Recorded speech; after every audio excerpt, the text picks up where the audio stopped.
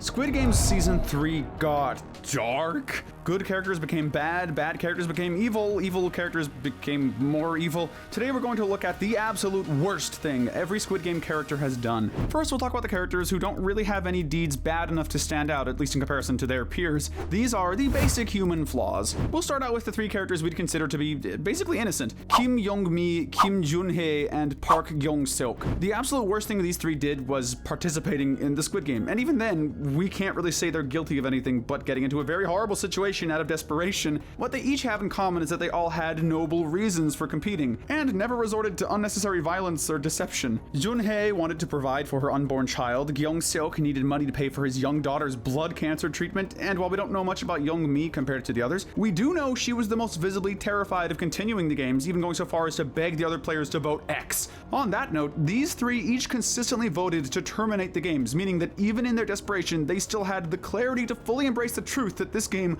was way too messed up to willingly participate in. Following them is the absolute legend from Season 1, Ali Abdul, whose worst deed was indirectly injuring his boss. During the players' time away from the Squid Game in Season 1, we saw that Ali's manager was one of the many people who took advantage of his kindness. You see, this poor, overworked businessman was so busy playing solitaire on his computer that he didn't have the time to pay his undocumented workers. But Ali couldn't ignore the envelope full of cash on his desk, which led to a struggle between the two that led his boss's hand into a dangerous metal machine that absolutely demolished his hand. On one hand, which is ironically the same amount that Ali's boss has left, leaving someone behind after an injury like that would usually be a pretty messed up thing to do. Like, how's he supposed to play solitaire now? But when you consider that Ali was an undocumented worker struggling to provide for his family and literally just wanted to be paid the money he was owed, that choice becomes way more understandable. The guy would have probably lost everything if he'd waited for help to arrive. Plus, Ali lost several fingers due to his boss's dangerous working conditions, so we just say this amounts to karma. Now let's move on to the characters who made some more severe mistakes, but did so with good enough reasons to chalk these up as understandable misdeeds.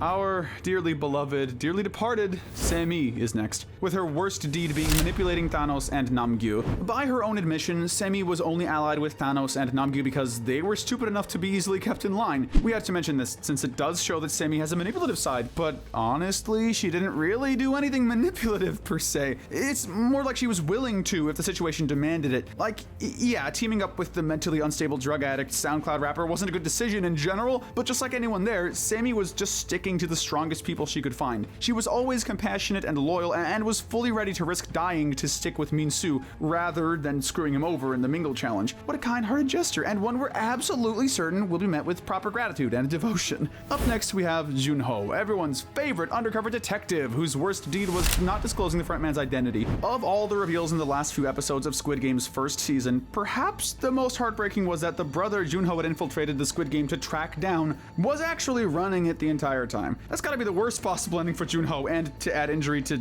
other injury, he was shot point blank in the chest and fell into the ocean below. Once he's rescued and eventually wakes up, Junho cooperates with Guihun and some other allies to track down the island the games are being held on, but he refuses to reveal the identity of the frontman. We can't say we don't understand it. Of course, the guy doesn't want his own brother to be killed, even if he proved he wouldn't hesitate to shoot Junho himself. But it's possible that knowing the frontman's identity could have helped further the investigation on some level, so he's guilty of withholding some pretty crucial information, especially since, in the end, he basically just said, "What the heck, bro?" and left. Yeah, I knew I wasn't the one who felt really disappointed by the lack of payoff there. Thanks for playing with us so far. Next is Jiyong, whose worst deed was killing her father. That's right, we already have our first murder to discuss. Now, that's a really tough one to spin in a positive light, depending on who you ask, but don't worry. Jiyong had about as good a reason for patricide as anyone. She witnessed her father stab her own mother to death, and as if that weren't vile enough, he proceeded to pray for forgiveness. Look, praying for forgiveness is great, if you actually mean it, but this guy was a pastor who abused his wife and was implied to assault his own daughter. I don't think anyone could blame Jiyong, his teenage daughter, for avenging her mother by murdering her hypocritical scumbag of a father. This wasn't the case of a heartless murder, it was the case of a troubled, scarred child finally reaching her breaking point. I'll admit, I'm pretty surprised at how low Han Minyo ended up on our list. Her worst deed was killing the Oksu. Now, I could have sworn Minyo did way more shady stuff throughout the season, but I guess it was just the vibe she gave off in general. Minyo was generally rude, self-absorbed, and materialistic, but looking back on her character, she never really tries to actively hurt anyone. Not when it isn't warranted, that is.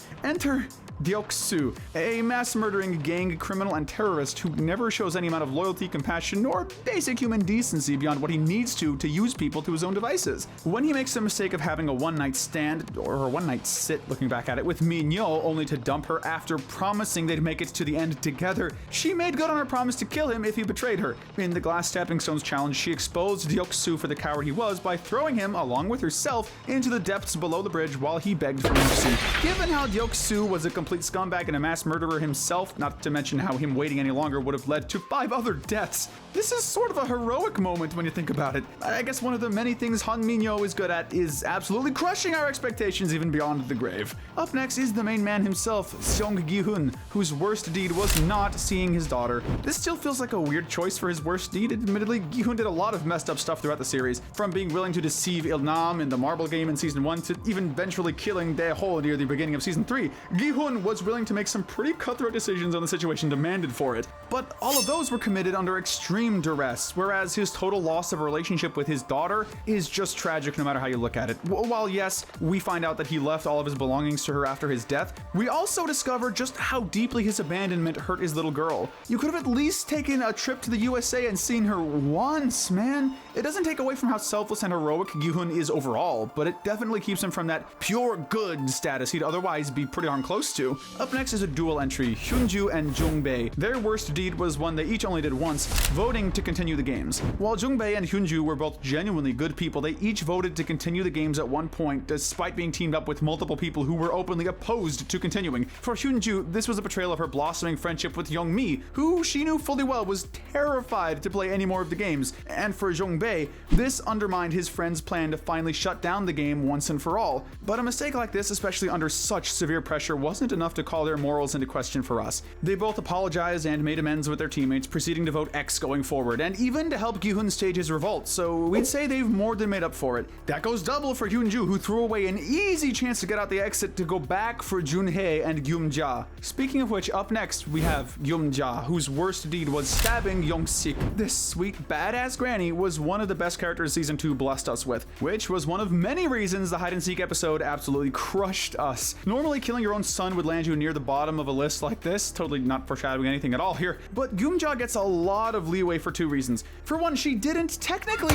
kill Yongsik. Her son was the whole reason she joined the games after all. In a moment of desperation, his mother stabbed him to stop him from murdering a vulnerable young woman who'd just given birth to a newborn, which just happened to be at the end of the time limit for Yongsik to kill one of the hiders. The second reason we give her grace is the fact that, guys, can we talk about what Seven was about to do? Like, the man was literally about to murder a woman in front of her newborn child. If there's any moment where shanking your son is at least somewhat reasonable, that might just be it. The fact that she felt enough guilt to tragically take her life afterward just goes to prove further that she never wanted to harm him. Now, in the case of Kang No Yul, her worst deed hasn't changed since season 2, acting as a Squid Game soldier. When she was recruited to work at the Squid Game, all she was told was that she'd be putting people out of their misery, with the detail that these weren't terminally ill people, but rather desperate victims of poverty and extreme debt, conveniently left out. Her character arc is actually one of season 3's biggest highlights, honestly, since it's revealed right from the start that the popular fan theory of her sparing Yongsik's life was actually true. It's confirmed beyond a shadow of a doubt that No Yul was willing to prioritize protecting the life of one of the most innocent players so he could get back home to his daughter safely, a mission she was willing to take on no matter how many people she had to deceive or blackmail. While her actions are consistently gray, like forcing one of the workers at gunpoint to save 246's life and then killing him anyway, the intent behind them is extremely noble and selfless, which earns her a more generous spot on our list than she got last time, which is why she's nowhere near the moral lows of these next several characters. These guys and gals did bad enough things to call their entire character into question, but not quite enough to fully condemn them. These are the terrible but forgivable deeds. Now let's talk about a fan favorite from season 1, Sebok. Her worst deed was working for Deho. We don't really get too much detail on what exactly the details of Sebok's relationship with Deho were. All that we do know is that one way or another, she was involved with Deho as one of the brutal gangster's employees. She apparently went independent at some point, which implies that she's got more than her fair share of crimes under her belt that even Deho didn't have anything to do with. She's not above pickpocketing people or even threatening them if the need arises, like we saw with her broker in season 1. I think it's safe to say that Sebok probably has one of the highest quantities of crimes out of all the characters on the list, but like the majority of the players, all she really wants is to get a better, more peaceful life for herself and and her family. Having grown up in war-torn North Korea, she was pretty much steeped in a culture full of constant bloodshed. And compared to that, gang life probably seemed like a step up, especially considering that all she really wanted was to reunite her family under one roof. That's noble, and we have to give her credit for becoming a more selfless, compassionate person towards people outside of her family throughout the first season. But given the sheer quantity of her crimes, we have to rank her a bit lower despite her growth. Anyone working with a guy like Deoksu has definitely got some serious explaining to do. Up next, we have the tragic tale of Minsu. While he's significantly more ruthless in Season 3, his worst deed is definitely still his failure to protect Semi. Okay, betrayal is a bit of a strong word, but it's the closest thing that describes how awful Minsu was to his only friend in the entire game. We've already talked about how much of an angel Semi is, especially considering she's the only one who is willing to take Minsu under her wing as a friend and teammate. But despite being scouted by the Semi herself, Minsu constantly took advantage of her kindness, and as I'm sure the illustrious Semi fan club remembers, he hid like a little rat while Semi was murdered by one of his bullies. While this was a terrible misdeed, we still have to give him points for at least sorta trying to save his buddy, especially considering in Season 3 he becomes an absolute shell of his former self. He's so racked with guilt and grief over Semi that Minsu becomes hooked on drugs to escape the pain, which ends up giving the courage to successfully trick Namyu into sabotaging himself in the jump rope challenge. Maybe Semi will be willing to give him another shot at friendship in the afterlife? Because if nothing else, Minsu was genuinely repentant, and that's worth something, especially in contexts like this. Byong, the doctor from Season 1, has the very predictable worst deed of assisting an organ harvesting operation. Honestly, we get it. No, not the whole organ harvesting thing, that's disgusting, but we do understand the need to use whatever skill set you have to survive in an environment like the Squid Game. But there are some times when that can go a little too far. Like, for instance, helping perform post-mortem surgeries on victims to make the scumbags behind the game even richer. And that's not even mentioning the fact that some of those contestants weren't even dead yet. Meaning that Byong was willing to prolong the suffering of murder victims just to possibly save his own tail. We'd write him off as a supervillain if it weren't for the crappy situation he was stuck in. Woo Silk and Mr. Kim are our next duel entry, and their worst deed boils down to their occupation, working as gangsters and loan sharks. First off, did anyone else completely miss the detail that Mr. Kim is the same loan shark from Season 1, Episode 1 who threatened Guihun? Yeah, seeing him work in cooperation with Guihun after he's paid him back really makes you see the guy in a different light, as does his willingness to sacrifice his own life to make sure Woo Silk can live to see his wife again. Even so, that doesn't make these two model citizens by any means. They're still gangsters who are more than willing to prioritize money over people's lives in general, and to commit any number of crimes if they're paid properly. But they do seem to be good people deep down, with Woo Silk being the one to warn Junho of Captain Park's true nature. The fact that those two were able to become genuine friends in the end says a lot about Woo Silk's true nature, so we're more than happy to keep him and his boss from falling any lower on our list. Now, a lot of you guys felt that we were too harsh on Deho last time around, placing failing to bring ammo to his team as his worst deed. So, you guys still feeling that way after Season 3? Look, we get it. Panic attacks are hellish, and we feel horrible that Deho was struck with one at such a key moment. But the fact of the matter is that it's now officially confirmed that Deho faked being a Marine, even going as far as getting a fake tattoo. That not only means stolen valor is a common thing for him, but it also goes to show that he 100% knew he wasn't fit to do the job he agreed to do, but rather than admit to his lies, he tried to save face and ultimately cost several of his teammates their lives. So why haven't we placed him much lower? Well, regardless of the source, PTSD is a serious thing. It's not okay by any means that Deho faked being a Marine, nor that he failed to own up to it before it was too late. And it's even worse that he later tried to dump all the blame onto Guihun. But the fact is that Deho clearly had issues he hadn't addressed, and was at least willing to help his allies escape the Squid Game. It's a shame we didn't get more of this guy's background, since he definitely had a lot of potential, but for now we place him just shy of the characters with truly horrific deeds under their belts. But with that, we've reached the category for the characters who committed truly horrific deeds. These are the types of misdeeds that pretty much guarantee you a bad to evil category spot in our usual format. And for Squid Game, there are a lot of people who fit that description. Kicking off this section, we have almost everyone's least favorite newcomer from Season 2, Junho, whose worst deed was abandoning her team. While 44 didn't last very long in Season 2, kind of like 90% of the characters in Season 2, she still made a mark for the weirdly huge amount of influence she managed to garner. In the desperate environment of late-stage Squid Game, other players were looking for hope anywhere they could find it, and sadly, this hope came in the form of Junho. These guys were absolute ride or dies for their wise shaman of the sea. be, and unfortunately she chose die over ride. The moment her wise intuitions or whatever proved to lead her into a trap, she immediately fled and left her followers behind to be slaughtered. And while it's not her worst deed, we also have to mention her tendency to absolutely roast the other competitors, most notably Guihun, who responded by nearly choking her to death, and Minsu, who murdered her in a delusional drug-induced rage. Even if she was at least halfway right, this lady could have saved herself and a lot of others' problems if she'd just shut that shaman mouth of hers. Another controversial Season 2 addition is Thanos, whose worst deed was also one of his first, killing several players in red light, green light. If there were ever any doubt that Thanos was a bad guy, this moment from the first game erased it. After being advised that hiding behind fellow players and moving in a single file line is the best way to guarantee survival, Thanos makes the perfectly rational choice to push the several people in front of him over, and to make matters worse, he didn't even tell them it was just a prank, bro. Not only did Thanos just kill several people for quite literally no reason, but he did so when it would only serve to make the game more difficult for himself. It's such a level of insanity that it's almost impressive, but since Thanos is very clearly on drugs, we won't place him lower than the people who with more cold-blooded murders on their records, and who did them with more sober minds. With that, let's move on to the villain of Season 1, Sung-woo. This guy had plenty of bad deeds, but we chose murdering Kung Sebok as his most unforgivable. With Ali and the guy who could tell the tiles apart in the glass stepping stones challenge, while we couldn't justify what Sung-woo did to them, we could at least defend him somewhat as doing what was necessary to survive.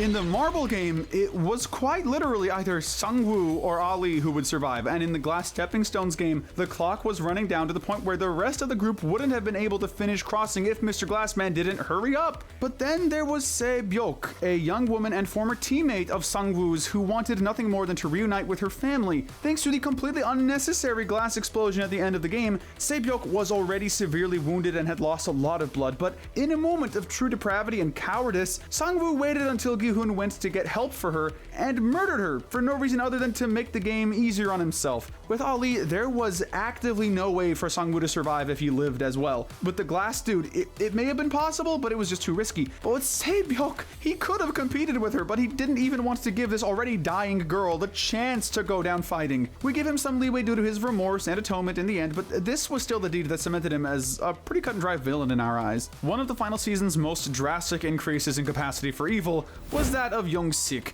His worst deed went from simply endangering his mother, which was already pretty terrible, to attempting to murder a new mother. Look, we get that Yongsik was terrified of the loan sharks he owed money to, but like at least have some standards? Throughout this challenge, we sort of thought that Yongsik was the type of guy who was just too soft-hearted to hurt someone, and that would actually be great for his morals. Unfortunately, when the clock starts winding down, he reveals that he wasn't too soft-hearted to kill, he was just too cowardly to actually fight, as shown by his willingness to kill Junho moments after she'd given birth. We gave Yongsik a lot of leeway throughout Season 2, but this moment crossed a line he just couldn't come back from. He at least apologized as he accepted his fate, but that only keeps him from falling even further. Speaking of which, honestly, the rest of this cast is full of such horrible deeds that I can't bring myself to even place them in the same category as those previous ones. These are the unspeakably evil deeds, reserved for only the worst of the worst. But while he's much lower than he was last time, Deoksu still made it to our final category by simply being Deoksu. Yeah, I know it feels kind of mean to put it like that, but come on, man. This guy's a gangster who's killed numerous people and has been shown to laugh at the misery of others, even laughing at 69 hanging himself over the guilt he felt after his wife's death. Deoksu is the type of guy who would kill someone for looking at him wrong if the mood struck him, but what makes him even worse is the fact that he seems to be fully in control of himself. What makes us place Deoksu in this final category is the fact that he doesn't seem to be influenced by drug addiction, and on top of being an infamous organized crime leader, that tells us that he has way more self-awareness of the evil he's doing and simply sees no issue with it. He's still nowhere near as vile as Thanos' right-hand man, Namyu, whose worst deed went from the already unforgivable murder of Semi to going on a straight-up sadistic serial killing spree. While Thanos usually relied on a mix of manipulation and charisma to control people, Namyu was more of an open bully. He was one of the most unapologetically greedy, cruel people in the running, but even for him, stabbing Semi to death was a whole new level of evil. At least that's what we thought in Season 2. But in Season 3, when he encourages Myung-gi to work with him to keep killing more people in the hide-and-seek challenge, we find out that he's not only willing to kill people just to increase his own profit, he takes genuine, sickening pleasure in it. He may be a drug addict like Thanos, but even without his fix, those murderous inclinations inclinations were still there, and the crazy part is that he's still only toward the beginning of this category. Now, I for one can't believe this dude isn't closer to our pedestal, but next we have Junho, whose worst deed was, get ready for this, agreeing to let a baby compete in the Squid Game. Season 3 really hammered in the fact that Junho wasn't just born a sick, twisted monster. I mean, don't get me wrong, he still is one, but he wasn't born that way. He was a man who, after getting Ilnam's favor, accepted an unfair advantage in the games that slowly let his morals slip away. This eventually led to him accepting that sickening decision from the VIPs to make a newborn infant a player in the games. He was fine with letting a baby be murdered just to keep his customers happy. I mean, sure, in the end he does allow the newborn to take the rightfully earned money, even leaving her in the capable hands of his detective brother along with all her prize money. That does show that there's at least some semblance of humanity in the frontman's heart, but it's nowhere near enough to justify endangering an innocent baby like that. Next we have one of his many underlings, Captain Park. We're upgrading his worst deed from killing a man and probably aiding the frontman to killing a man and definitely aiding the frontman. We suspected that this treacherous fisherman was working with the frontman. If anything, it was blatantly obvious, but what really earns him such a high spot is how much of his trust Park gained, enough to be tasked with keeping Detective Junho from ever finding the island they held the games on. Not only did Park do this, murdering his own men along the way with zero hesitation, but he also was revealed to have been a soldier in the games, meaning he's killed enough people under Junho's command to become one of his most trusted allies. All of this comes with no remorse of any kind, cementing Captain Park as one of the most despicable characters in the series. With that, we've reached the top 5 of evil, and I'll be honest, given how detestable every last one of these entries was, they were very tough to order. In the end, though, we have to give the Suit Man the number 5 spot. His worst deed was recruiting countless vulnerable people to their deaths. The Suit Man finally got fleshed out at the beginning of season 2, and man, this guy was more of an absolute freak than we could have imagined. He once worked as one of the pink hooded staff members on the Squid Game, executing players who needed to be eliminated for losing a game. This all came to a head when he encountered his own father, and the sight of his old man begging for his life changed absolutely nothing. In fact, it encouraged the Suit Man. The fact that he felt nothing as he saw the fear in his father's eyes made him readier than ever to keep on killing people, and to recruit vulnerable people to compete in the Squid Game so we'd keep having more people to kill. The Suit Man wasn't in any outrageous debts that we know of, which makes him stand out from the already twisted staff behind the Squid Game. So why isn't he even higher? Well, that's easy. As far as we know, there was never any child endangerment on his record. Sure, there was remorseless serial killing and taking advantage of poor people, but he didn't kill babies. That we know of, right? Last time we crowned player 1, Ilnam, as the character with the most despicable deed of the bunch, founding the Squid Game. And believe us when we say that nothing has changed our opinion of how messed up this deed was. The dude herded vulnerable, desperate people like racehorses to bet on by rich elitists. But in season 3, we actually find out more about his influence that makes him even worse. Most notably, Ilnam was the one who offered Junho the unfair advantage the night before the final challenge, which kickstarted his descent into immorality and ultimately led to the creation of another, albeit slightly less monstrous frontman. Ilnam is a scumbag through and through, but it's possible that his brain tumor had some kind of effect on his behavior. Surely, that's the only leeway we can give him, but it's more than our top 3 can get. The Bronze Medal of Evil goes to the VIPs. In our opinion, undoubtedly the most evil characters overall. Their worst deed this time around has been upgraded to convincing the frontman to put a baby in the games. The way they see the players as nothing more than playthings for their own entertainment and possibly profit